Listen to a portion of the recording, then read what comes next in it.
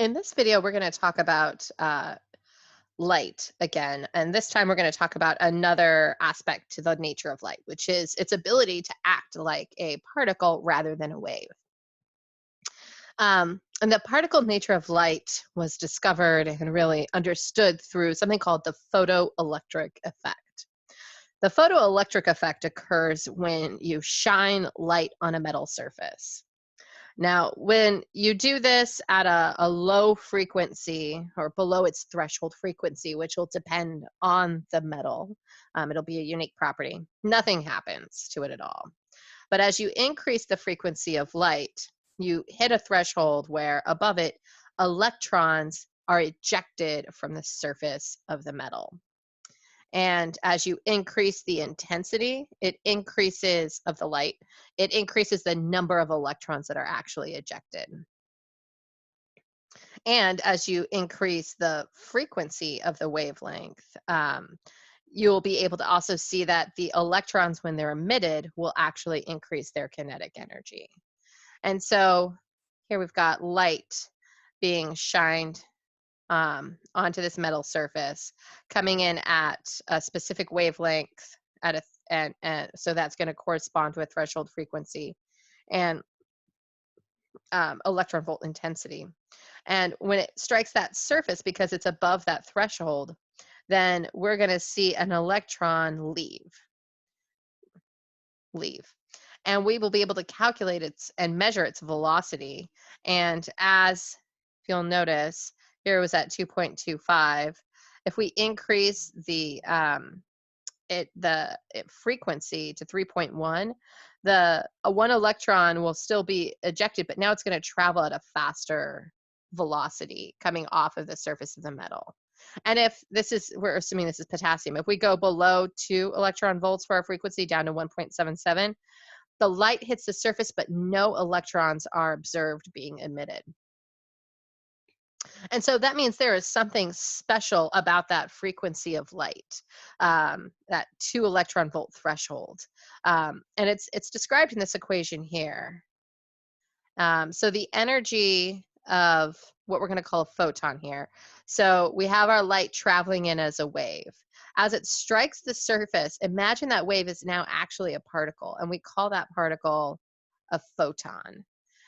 The energy of that photon is going to be equal to h times velocity, and this h value right here is going to be a constant.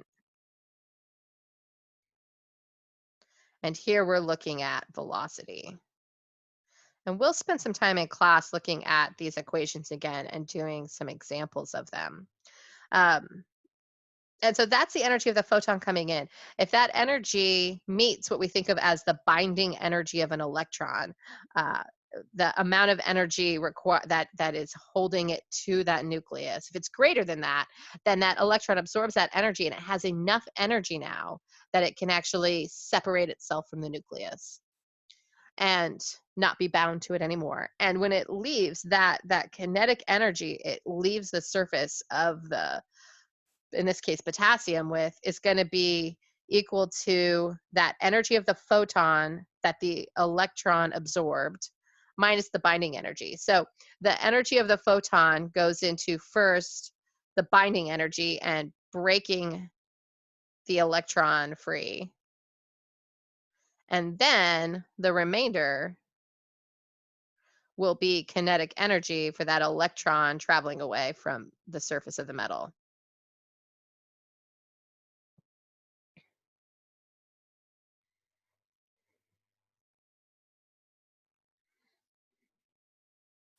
So looking at this, Max Planck and Albert Einstein around, again, the turn of the century, fun time, um, notice that this electromagnetic radiation is a stream of small packets.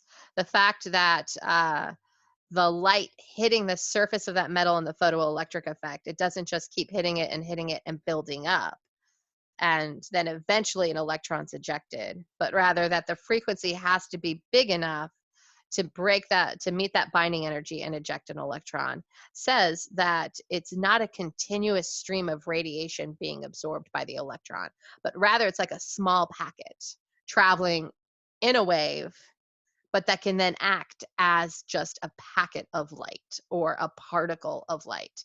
And so this was seen as a quanta of energy, but the name that we really use for this is a photon. So that photon is the packet of light that represents the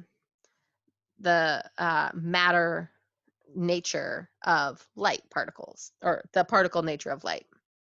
So each of these photons are going to travel with a velocity equal to the speed of light.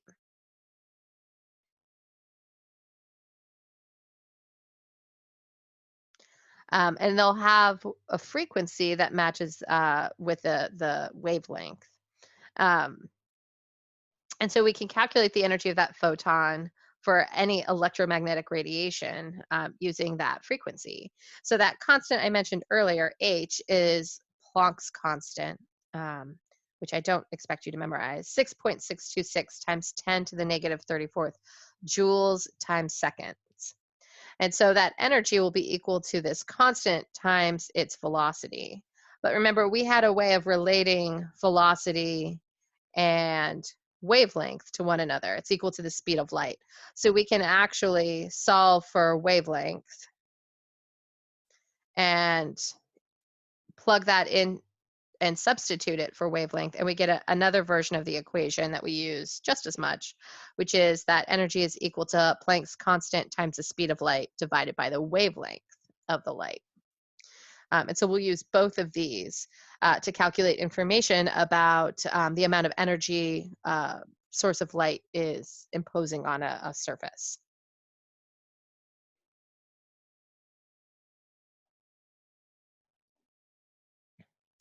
We'll spend some more time with this in class too, but I'll again put it here just so you see it twice. That these ejected electrons can really tell us a lot if we know the wavelength of the light and the energy of the ejected electrons about the binding energy. And so this tells us about atomic structure here. Knowing that threshold frequency that ejects an electron, if we can tell exactly what's just enough energy to escape the atom, that is the binding energy. That's the amount of energy holding that electron to the nucleus within the atom. Um,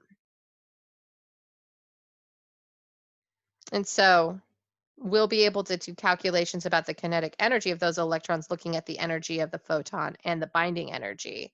But really, we can also think about it as if we can measure the kinetic energy of an electron and we know the energy of the photon because we know the wavelength of light, we can calculate these binding energies for electrons within atoms, and that gives us an idea about how the electron behaves within that atom.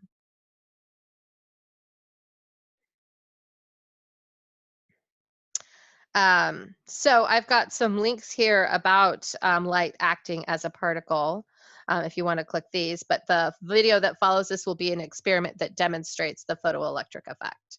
And at the end of these or at the end of these lecture videos that I've actually given, and then the supplemental videos as well, hopefully I've convinced you that light will act both as a wave and as a particle that we call a photon. And so it has this is why we call it the dual nature of light, that it'll behave in both ways. And now we're going to go look at what that means if an electron also behaves in both ways as well.